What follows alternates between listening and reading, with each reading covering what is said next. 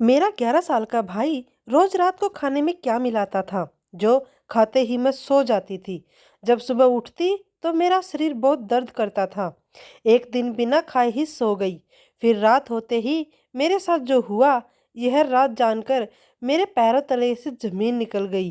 क्योंकि मेरा भाई तो, जब मैं 15 साल की थी तब मेरा भाई 11 साल का था और माता पिता का देहांत हो गया था। तब से लेकर मेरा भाई मेरे पास सोता था, लेकिन मुझे हर रोज एक अजीब सा महसूस होता था। जब मैं सुबह उठी तो मेरा शरीर दर्द से चूर चूर हो जाता था। और हैरान कर देने वाली बात तो यह थी, मेरा भाई सुबह उठते ही हर रोज एक ही बात कहता, दीदी मुझे माफ़ कर दो। भाई के मुंह से ऐसी बातें सुनकर मैं सोच में पड़ जाती, आखिर मेरा भाई किस चीज़ की माफ़ी मांग रहा था।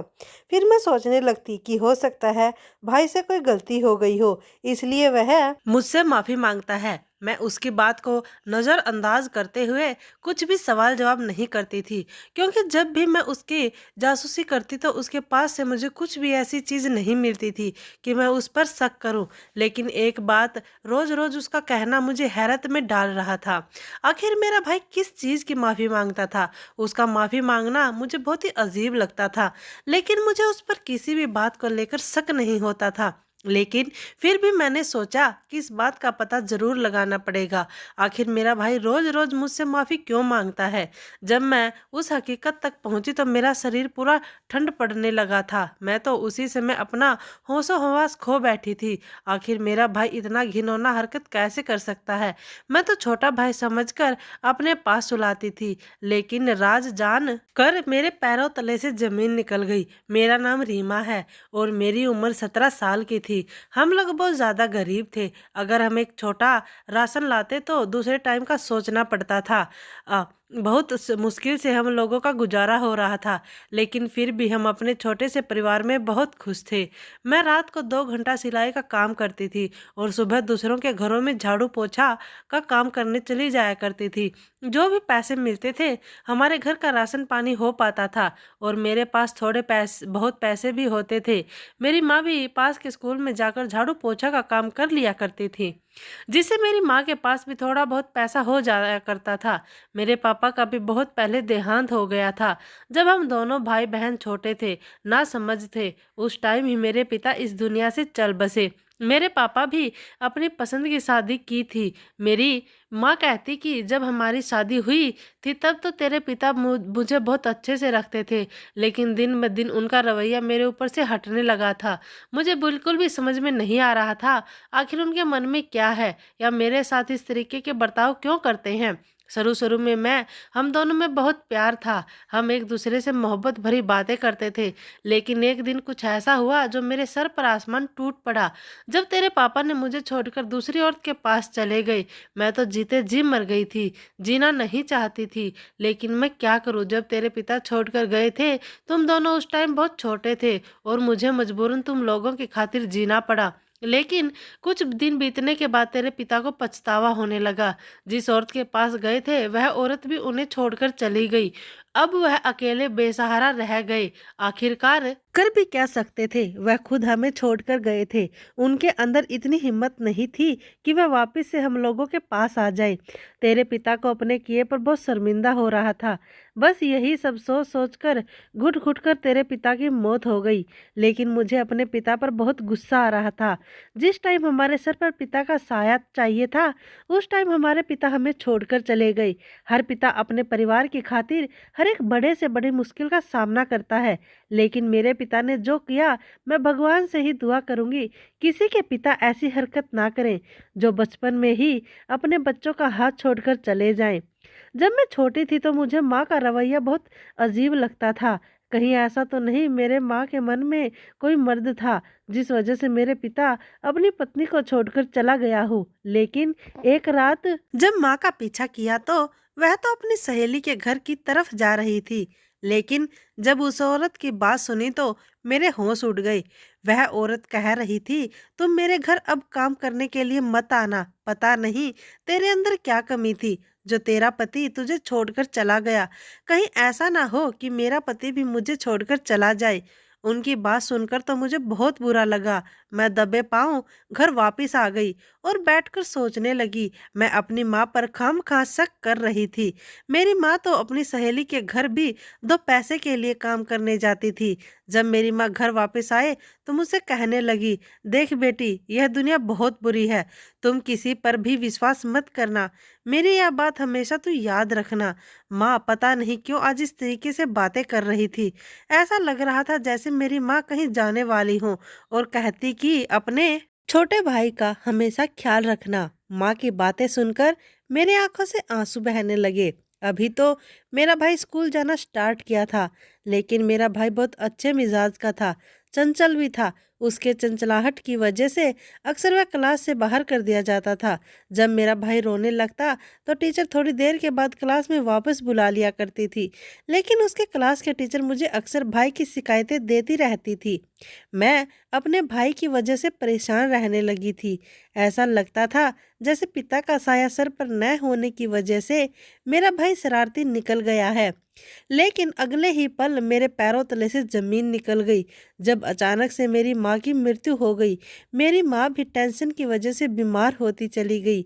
ऐसा लगता था जैसे उनके अंदर कोई बहुत बड़ी बीमारी छुपी हो, लेकिन उनके अंदर ऐसी कौन सी बीमारी थी जो मैं जान ना सकी। जब डॉक्टर ने रिपोर्ट मेरे हाथ में पकड़ाया तो मेरे होश उड़ गए। मेरी माँ तो अक्सर रात को भी छुप छुप कर अस्पताल जाया करती थी, लेकिन हम भाई बहन को कुछ ना पता होता था। अब तो मेरी माँ भी इस दुनिया से जा चुकी थी। अगर किसी की माँ इस दुनिया से चली जाए तो उसके दिल पर क्या बीतती है, बस वही जानता है। मेरी माँ को तो पहले से ही पता था कि वह इस दुनिया से जाने वाली है। मुझे तो पता तब चला जब माँ के आंचल से वह जो एक चिट्ठी लिखी हुई मिली थी। उसमें लिखा हुआ था कि मैं कुछ दिनों की मेहमान हूँ और इस दुनिया से जाने वाली हूँ। तुम मेरी एक बात हमेशा दिमाग में रखना, अपने भाई को अपने से दूर कभी भी मत करना। अपनी जान से भी ज़्यादा अपने भाई की हिफाजत करना। मेरे मरने के बाद तुम्हारे भाई की जिम्मेदारी तुम्हारे ऊपर रहेगी। अपने पास ही सुला लिया करना। जब मैं थी तो मेरे पास सोता था, इसलिए वह डरता नहीं था, बस दिखावा करता था कि मैं बहुत बहादुर हूँ, लेकिन अंदर से वह बहुत ज़्यादा डरता है। इसलिए तुम अपने भाई को साथ सुलाना, वह अंधेरे से बहुत डरता है। अब मैं तुमसे क्या कहूँ, मेरी तो मोहब्बत की शादी थी और मेरा पति इतना धोखेबाज निकल गया कि मुझे बेसहारा अकेला छोड़कर चला गया। कम से कम अपने बच्चों के ही बारे में सोच लेता, लेकिन धोखेबाज निकला। लेकिन तुम एक बात हमेशा याद रखना, किसी भी इंसान पर भरोसा मत करना सिवाय अपने भाई के। बस एक बात का ध्यान रखना, बस एक वही मर्द है जो तुम्हारी हिफाजत करेगा, तुम्हारा ख्याल रखेगा। लेकिन फिर भी मैं बहुत ज़्यादा परेशान थी कि मैं अकेले कैसे रह पाऊंगी। माँ का लेटर पढ़ते पढ़ते मेरी आंख से आंसू बह रहे थे। अब आगे सब कुछ मुझे अकेले ही संभालना था। मैं भला अकेली लड़की क्या कर सकती थी। फिलहाल के लिए तो मेरे पास पैसे ही बचे थे, जो 2 से 3 दिन का राशन पानी ही चल पाता। खैर थोड़ी देर के बाद शाम होने को आई और रात का हम भाई बहन खाना खाकर अपने कमरे में चले गए। थोड़ी देर के बाद मुझे याद आया कि माँ ने कहा था अपने भाई को अपने पास ही सुलाना, अंधेरे से बहुत ज़्यादा डरता है। मैंने भाई से कहा, मेरे भाई का नाम अमित था। मैं पुकारती हुई अमित को अपने कमरे में बुलाई और उससे कहा, तुम मेरे पास मेरे कमरे में ही सो जाओ। थोड़ी देर के बाद अमित मेरे बगल में आकर मेरे कमरे में सो गया। कुछ हफ्ते इसी तरह गुजर गए, लेकिन एक दिन उसके स्कूल की टीचर कहने लगी, अमित कहाँ रहता है, वह स्कूल क्यों नहीं आता। अब तो मैं सोचने लगी कि मेरा भाई घर से स्कूल के लिए निकलता है तो फिर वह स्कूल क्यों नहीं जाता, आखिर वह जाता कहाँ है। एक दिन मैं चुपके से अमित के पीछे जाने लगी। जैसे ही स्कूल के लिए घर से निकला, मैं भी उसके पीछे पीछे जाने लगी। अब तो मैं सोच में पड़ गई, अमित का स्कूल तो इस तरफ है, तो फिर इधर से कहाँ जा रहा है।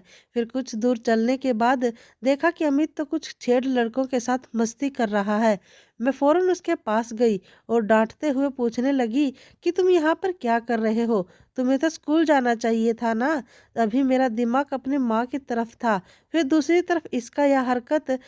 मैं पूरी तरह से टूट चुकी थी। मैं तो बस यही चाहती थी कि मेरा भाई पढ़ लिख कर कुछ बने। मैं एक एक पैसा पाई पाई इकट्ठा कर रही थी ताकि मैं समय से अपने भाई का फीस जमा कर सकूं, उसको स्कूल भेज सकूं। लेकिन यह तो मेरा खून जलाने के लिए बैठा है।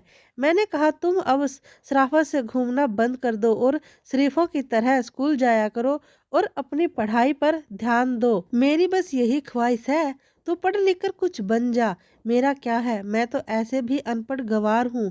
मैं कपड़े वगैरह सिल कर अपना गुजारा अच्छे से कर लूँगी। मेरा भाई कहने लगा, तुम फिक्र मत करो, मैं तुम्हारा हमेशा साथ दूंगा। मैंने कहा, तुम मेरा छोड़ो, अपनी पढ़ाई पर ध्यान दो। अमित ने कहा, ठीक है, आगे से मैं कभी छुट्टी नहीं करूँगा और पूरे लगन के साथ अपनी पढ़ाई पर ध्यान दूंगा। आज पहली बार अपने भाई के मुंह से ऐसी बातें सुनकर अच्छा लग रहा था, क्योंकि वो मेरा हर एक बात टाल दिया करता था। लेकिन आज उसने बहुत आराम से कह दिया कि ठीक है, मैं अपनी पढ़ाई पर ध्यान दूंगा। उसके मुंह से ऐसी बातें सुनकर मुझे बहुत ज़्यादा अच्छा लगा। मैंने उसे प्यार से कहा कि अब हम दोनों ही एक दूसरे का सहारा हैं। हमारे पास वक्त बर्बाद करने के लिए नहीं है, हमें कुछ कर दिखाना है, अपनी माँ का नाम रोशन करना है। मेरे भाई ने कहा, ठीक है। लेकिन अगले दिन सुबह सुबह कुछ बहुत ही अजीब हुआ।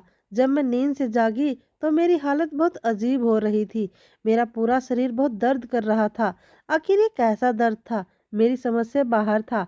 अभी रात को मैं बहुत अच्छा खासा सोई थी और सुबह ये दर्द कैसा था?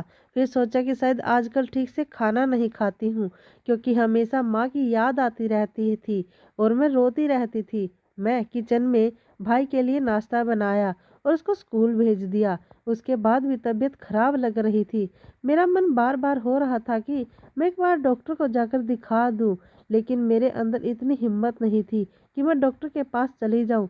मेरी एक दोस्त थी, मैं उसके घर चली गई। जब मेरी दोस्त ने मेरी ऐसी हालत देखी तो वह अस्पताल और मेरे लिए दर्द की दवा लेकर आई और लाकर मुझे दे दी और कहा कि तुम यह दवा खा लो। मेरी दोस्त मुझे बहुत ज़्यादा मानती थी, मेरी फिक्र करती थी, लेकिन उस बेचारी की अभी तक शादी नहीं हुई थी, क्योंकि शकल सूरत नक्श कुछ खास नहीं था। बेवजह बस यही थी कि जितने लोग देखने आते आते ही वापस चले जाते थे। बस उन लोगों को खूबसूरती देखनी थी, अंदर का मन कोई नहीं देखता। अब मेरी तबीयत पहले से बेहतर लगने लगी थी, इसलिए मेरी दोस्त ने मुझे घर छोड़ने के लिए आई और मेरे साथ ही मेरे घर आ गई। उसने कहा कि तुमसे बड़ी ज़रूरी बात करनी थी। तुम्हें पता है पिछले दिनों मेरे लिए किसका रिश्ता आया था? मैंने कहा कि वह तो सुनील का रिश्ता आया था। लेकिन मैंने कहा, उस सुनील से शादी करने से अच्छा है कि अपनी जान दे दो। अपनी माँ से कहो तुम्हें उस लड़के से शादी नहीं करनी है और उस लड़के के साथ तुम्हारा रिश्ता पक्का ना करे। लेकिन फिर मेरी दोस्त ने जो कहा उसे सुनकर तो मेरे पैरों तले से जमीन निकल गई। मेरे दोस्त ने कहा कि उसने मुझे नापसंद कर दिया। मैंने कहा, वह पागल है। पागल नहीं, बहुत बड़ा बेवकूफ़ है। वह खुद पहले जाकर देखी अपनी शक्ल आईने में, फिर वह तुम्हें नापसंद करे। उसे तो कोई भी लड़की शादी ना करे। सुनील पूरे मोहल्ले का बहुत बुरा लड़का था, हर लड़की के पीछे फिरता रहता था। उसकी अभी तक 2-3 शादियां हो चुकी हैं, लेकिन हर बार अपनी पत्नी को मार मार कर घर से भगा देता है और तब से लेकर आज तक उसने हर एक लड़की पर अपनी निगाह रखी है। उसका रवैया व्यवहार बहुत ज़्यादा गलत था, सड़कों पर घूमता फिरता था। यह बात तो पूरे मोहल्ले के लोग जानते थे, लेकिन मैं बहुत ज़्यादा हैरान हो गई थी। वह सुनील जो शक्ल सूरत में अच्छा खासा नहीं था और मेरी दोस्त को नापसंद करता फिर रहा था। लेकिन जब मेरे दोस्त ने कहा कि वह सुनील कहता है मुझे कोई और अच्छी लगती है और उसका नाम रीमा है, इसका मतलब है कि वह मेरी बात कर रहा था। मैंने अपनी दोस्त से कहा कि पूरे मोहल्ले में सिर्फ मैं थोड़ी हूँ जिसका नाम रीमा है, और भी तो कोई रहती होगी वो लड़की रीमा नाम की। तो कहने लगी, पर मुझे ऐसा लगा जैसे वह तेरी ही बात कर रहा है। मेरे दिल को ऐसा लगा। मैंने कहा कि तेरे दिल को कुछ भी लगता रहता है, वैसे भी मेरे आगे पीछे कौन है जो मेरा रिश्ता करवाए। तो दोस्त ने कहा कि क्या तू शादी नहीं करेगी? मैंने कहा, मुझे नहीं पता, पहले मैं अपने भाई को देख लूं, उसके बारे में सोचूं। जिंदगी बहुत लंबी है। लेकिन कहीं ना कहीं मेरी दोस्त की बातें मेरे कानों में गूंज रही थी। कहीं और सच तो नहीं कह रही थी, कहीं अमित मेरे बारे में तो नहीं कह रहा था। खैर, मेरे बारे में कहता भी तो मुझे कुछ फर्क पड़ने वाला नहीं था, एक दिन जब मैं सुबह सोकर उठी तो मेरा भाई आज फिर कह रहा था, दीदी मुझे माफ़ कर दो, मैं बहुत ज़्यादा मजबूर था। मैं अपने आप को रोक न सका, प्लीज़ मुझे माफ़ कर दो। भाई की बातें सुनकर मैं हैरत में पड़ गई। मैंने कहा, तुम सपने में तो नहीं कर रहे हो? फिर उसने कहा, नहीं, मैं सच में कह रहा हूँ, मुझे माफ़ कर दो। यह बात कह कह कर वह चला गया। मुझे भी कुछ दिनों से अजीब लग रहा था और सुबह मेरी तबीयत बहुत ही ज़्यादा खराब होती थी। मेरा भाई रोज़ सुबह उठकर मुझसे माफ़ी मांगता था। मैं हैरान रह जाती कि क्यों मुझसे माफ़ी मांग रहा था, पर क्यों? फिर मैंने सोचा कि उसने घर का कोई सामान नुकसान कर दिया हो, या मैंने पैसे रखे थे वह उसने चुरा लिए हों, इसलिए मुझसे माफ़ी मांगता था। अभी मुझसे माफ़ी मांग रहा है। मैंने सारे घर में चीज़ देख ली, सब कुछ अपनी जगह पर पड़ा हुआ था। वैसे भी इस घर में कोई भी चीज़ इतनी कीमती चीज़ तो नहीं थी। पैसे भी अपनी जगह पर ही पड़े थे। इसका मतलब है कि यह बात नहीं थी। फिर मुझसे माफ़ी क्यों मांग रहा था? मैं उसकी स्कूल चली गई। वहाँ जाकर पता किया तो उन्होंने कहा कि नहीं, पढ़ाई में तो कोई अच्छा खासा नहीं है, लेकिन पास तो हो ही जाएगा। लेकिन स्कूल से भी कोई मसला नहीं था। तो फिर वो मुझसे माफ़ी क्यों मांगता था? उसने मुझे एक दिन 1000 ला कर दिए। मैंने कहा कि इतने पैसे तुम्हारे पास कहाँ से आए? तो कहने लगा, जब मैं स्कूल जा रहा था तो रास्ते में गिरे हुए पड़े थे। मैंने कहा, सच बोल रहे हो? सड़क पर मिले हैं, इसलिए मैं ले आया। मैंने उससे पैसे ले लिए। अगर उसके पैसे छोड़ देती तो उन पैसों से अपने दोस्तों के साथ खेलने चला जाता। लेकिन आजकल लोग अपने पैसों को बहुत संभाल कर रखते हैं। तो फिर ये पैसे कैसे गिर गए? अभी अझार के फिर एक दिन मैंने उसके बैग की तलाशी ली। मेरे मन में ख्याल आ रहा था कि कहीं चोरी वगैरह तो नहीं कर रहा, किसी से उधार तो नहीं ले रहा, लेकिन मुझे इस तरह की कोई बात का पता नहीं चला। फिर मुझसे माफ़ी क्यों मांगता है? एक दिन स्कूल जाने रही थी कि अमित रास्ते में मिल गया। उसने मेरा रास्ता रोक लिया और कहने लगा, कहाँ जा रही हो? मैं मदद कर देता हूँ। मैंने कहा कि दफ़ा हो जाओ, मुझे तुम्हारी मदद की ज़रूरत नहीं है। उसने कहा, या ना कहा ऐसा? मैंने कहा कि तुम्हारे लिए मेरे पास मेरी ज़िंदगी का एक मिनट भी नहीं है। इस बात पर वह पूरी तरह से हंसने लगा। इतनी ज़ोर ज़ोर से हंस रहा हो। शरारती ज़रूर था, लेकिन बुरा इंसान नहीं था। चोरी करना या किसी की जेब से पैसे निकालना ऐसा नहीं कर सकता था। बस पैसे होते थे। एक दिन उसने मुझे 2000 रुपये दिए। मैंने कहा कि अब ये कहाँ से आए? तो कहने लगा कि मैंने काम की है। मैंने कहा, तुम्हारी हालत है काम करने की, बात तो ठीक से कर नहीं पाते हो और मजदूरी करने की इतनी हिम्मत हो गई। फिर मैं पूछने लगी कि तुम कौन सा काम करके आए हो जो तुम्हें 2000 रुपये मिल गए? वह कहने लगा, एक आदमी था जो मैं उसका सामान उठाकर दूसरी जगह पर पहुंचा दिया। उसने ही मुझे 2000 रुपये दिए, लेकिन उसके हाथों या कपड़ों को देखकर तो बिल्कुल भी ऐसा नहीं लग रहा था। मैंने उसे गुस्से से कहा कि झूठ मत बोलो, सच सच बताओ, लेकिन उसने तो यकीन दिलाते हुए कहने लगा कि मैं सच कह रहा हूँ। फिर मैं सोचने लगी, हो सकता है यह सच ही कह रहा हो, कोई नेक बंदा मिल गया हो और वह इस सामान उठाने का मिल गया हो। और झूठ भला क्यों कहेगा? मेरे अलावा उसका और कोई भी नहीं है। लेकिन फिर भी मेरे दिल में कहीं ना कहीं यह शक जरूर था, मुझे कुछ तो गड़बड़ लग रही थी। इसलिए सोच लिया कि इस पर नजर रखूंगी। पता तो करना ही पड़ेगा कि बात क्या है। पता नहीं, मेरा भाई वैसे ही बड़ा शरारती था और उसकी सारी जिम्मेदारियां मुझ पर थी। उस पर बहुत ज़्यादा नज़र रख देनी थी। 11 साल का बच्चा क्या सामान उठा पाएगा और उसे ऐसे थोड़ी ना पैसे मिल जाएंगे। ज़रूर कोई ना कोई बड़ी बात थी। फिर मैंने सोचा क्यों ना मैं उसके दोस्तों से जाकर पूछूं, लेकिन कुछ भी पता ना चला। स्कूल में गई, वहाँ से भी कुछ ना जान पाई। बैग चेक किया तो उसमें भी कुछ नहीं मिला। मैं सोचने लगी कि शायद मैं ही कुछ ज़्यादा सोच रही हूँ। सुबह सुबह उठकर मुझसे माफ़ी मांगता था। इस बात का मुझे क्या दुख था, मुझे समझ नहीं आ रहा था। एक दिन रात को मैं बहुत परेशान थी। मैंने आज खाना भी नहीं खाया और उस रात मेरे रोंगटे खड़े हो गए। मेरे कदमों से ज़मीन निकल गई। मैं सोच भी नहीं सकती थी कि मेरा अपना भाई मेरे साथ ये सब कुछ करेगा और उसकी हरकत की वजह से मेरी सारी ज़िंदगी बर्बाद हो जाएगी। मेरी ज़िंदगी, मुझे खुद से नफ़रत होने लगी थी। जब मेरी आधी रात को नींद खुली तो जो नज़र मेरे सामने थी उसे देखकर तो मैं बेहोश होते होते बची। शायद खाना ना खाने की वजह से आज मेरी नींद खुल गई और सारी सच्चाई मेरे सामने खुलकर आ गई। आज मेरे पैर के ऊपर मेरे भाई का पैर था और मैं यह देखकर हैरान रह गई। मैंने कहा, तू नशा तो नहीं किया है जो इतना गलत हरकत मेरे साथ कर रहा है? तू होश में है कि नहीं? पागल तो नहीं हो गया है? मैंने अपने पैर से उसका पैर मारते हुए धकेल दिया। जब पैर हटाने गई तो मुझे ऐसा महसूस हुआ कि यह कोई बच्चे का पैर नहीं है, तो फिर किसका है? जैसे ही लाइट जलाई, फिर जो देखा मैं तो कभी सोच भी नहीं सकती थी कि ये इंसान मेरे बिस्तर पर। मुझे तो यकीन भी नहीं हो रहा था। उसे देखते ही मैं चीख चीख कर रोने लगी। उसने फौरन ही मेरे मुंह पर अपना हाथ लगा दिया और मेरी चीखती हुई बोलती को बंद कर दिया और मेरी हालत खराब हो गई कि मेरे कमरे में क्या कर रहा है, जबकि मेरा भाई तो मेरे कमरे में नहीं था बल्कि अमित, जो अभी मेरे मुंह पर हाथ रखकर खड़ा था।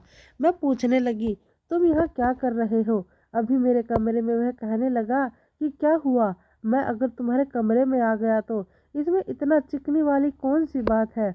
और तुम सोई क्यों नहीं? तुम्हें होश कैसे आ गया? तुम तो इस वक्त बेहोशी की हालत में होती हो। मैंने कहा, मतलब क्या है तुम्हारा? तुम यहाँ पर क्या करने आए हो? उसने मुझे सारी बात बता डाली जो उसके मन में था। वह कहने लगा कि मैं तुम्हारे भाई को हर रोज पैसे देता हूँ। मैंने उसे कहा कि तुम्हारी बहन मुझे बहुत अच्छी लगती है और मुझसे शादी करना चाहती है। और फिर मैंने उससे कहा कि तुम भी मुझे बहुत पसंद करती हो लेकिन दुनिया वालों से डरती हो। रोज तुम्हारे खाने पीने की चीजों में नींद की दवाई मिलाता है। जब तुम सो जाती हो तो वह चला जाता है और मैं इस कमरे में आ जाता हूँ और उसके बाद यहाँ पर जो भी होता है वह तो तुम समझ गई होगी। मेरे कदमों तले से जमीन निकल गई। मैंने रोना शुरू कर दिया। उसने कहा कि देखो, जो कुछ भी हुआ है हमारे बीच है। अगर किसी को नहीं बताओगी तो अच्छा रहेगा, तुम्हारे लिए ही बेहतर रहेगा कि तुम यह बात कभी किसी को भी नहीं बताओगी। मैं जानता हूँ मैं बुरा हूँ। मैं तुम्हें हासिल करने के लिए तुम्हारे छोटे भाई को बेवकूफ़ बनाया, उसे इस्तेमाल किया, लेकिन मैं तुमसे बहुत प्यार करता हूँ, तुमसे शादी करना चाहता हूँ। मैंने कहा कि तुम जैसे इंसान मोहब्बत की शादी के बाद करते हैं। तुम जैसे इंसान से इस तरह से बातें सुनना अच्छा नहीं लगता है। मैं कितनी बदनाम हो जाऊंगी कि मेरे ही मोहल्ले से बाहर निकाल दिए जाएंगे। मैंने भी कह दिया कि मुझे खुद की बोलती थी, मुझे पैसे भी मांगती थी। इसका भाई मुझसे पैसे लेता था, करता कहता था मैं बदनाम कर दूंगा तुम्हें और सब कुछ खत्म हो जाएगा। दुनिया वाले मेरी बात पर यकीन करेंगे। इज्जत अब मेरी दोस्त कुछ भी करे और औरतों की भी कोई इज्जत नहीं होती, चाहे वो कोई भी हो। अकेली औरत है, इस घर में क्या कर रही है किसी को क्या पता। तुम्हारे भाई को एक थप्पड़ लगेगा ना तो सारी कहानी बता देगा और ये साबित करने में देर नहीं लगेगी। तुम खुद भी उस गलती करवाती थी और मैं तुम्हारा पहला हक नहीं थप्पड़ खा सकता हूँ, लेकिन तुम्हें अभी भी मौका दे रहा हूँ, मेरे साथ शादी कर लो। मैं सारी रात रोती रही, अपने भाई के भी पास गई, उसकी बुरी तरह मारा, वह भी रोने लगा। मैंने उसको सारी हकीकत बता देनी थी, लेकिन क्या बताती? उसको क्या पता था कि उसने क्या किया था? क्या वह सब कुछ समझ सकता था? उसी को बेवकूफ़ बनाकर राकेश ने सब कुछ किया था। मुझे समझ नहीं आ रहा था मैं क्या करूं। सामने मेरी इज्जत की लाकर आसानी से चरित्रहीन बदनाम साबित कर सकता था। शादी करने की हनी बनी काम छोड़ देगो, मेरा अच्छा पति बनकर रहोगे। अगर तुमने एक भी गलत हरकत करने की कोशिश की तो वह कहने लगा कि मैं तुम्हारे साथ ही रहना चाहता हूँ, मैं तुम्हारे बगैर नहीं रह सकता। एक बात हमेशा याद रखना, मैं तुम्हें कभी भी कोई तकलीफ नहीं दूंगा। फिर अगले दिन एक अच्छा सा मुहूर्त निकाल कर इस इंसान से शादी कर ली। उसने अपना घर बेच दिया और मैंने अपना घर छोड़ दिया। अपने भाई को लेकर हम ये मोहल्ला छोड़ गए। अभी सुमित के साथ ही रहती हूँ, उसकी पत्नी बनकर। पता नहीं, लेकिन उसने मेरे साथ कोई गलत व्यवहार नहीं किया है। वह घर का खर्चा उठाता है, अपने घर की देखभाल करता है और मेरे भाई का फीस भी जमा करता है, इसलिए तो वह स्कूल भी अपने साथ लेकर जाता था और स्कूल में छोड़कर आते थे और मेरे भाई का बहुत ज़्यादा ख्याल भी रखता है। आखिर कोई भी बात हो जब मैं कहती थी तो बिना सुने बगैर फ़ोन रखा जाता था। जो भी चीज़ कहते अपने पति को करने के लिए वह बेझिझक उस चीज़ को पूरा कर देता था। उससे तो मेरी शादी हो गई है, मैं उसके साथ रहने लगी, लेकिन मैं उससे प्यार नहीं करती थी। लेकिन फिर भी उसका जो भी ज़िम्मेदारी बनती थी वह खूबी निभा रहा था। मेरे भाई की पढ़ाई भी पूरी हो गई। उसे शहर में पढ़ने कल जाकर पढ़ने लगा। मैं और मेरा पति इस घर में रहने लगे और धीरे-धीरे मुझे मेरे पति से मोहब्बत होने लगी। अब हम दोनों लोग खुश रहने लगे। पहले दोस्तों हम आपको एक ज़रूरी सूचना देना चाहते हैं।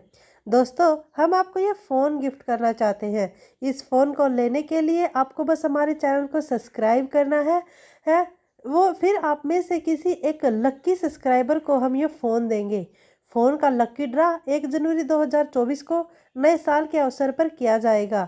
अगर आप भी ये सैमसंग गैलेक्सी M12 फ़ोन जीतना चाहते हैं तो जल्दी से लाल रंग के सब्सक्राइब बटन को दबाकर चैनल को सब्सक्राइब करें और बेल आइकन भी दबाना ना भूलें और जीते चमचमाता नया फ़ोन। तो जल्दी से चैनल को सब्सक्राइब करो दोस्तों।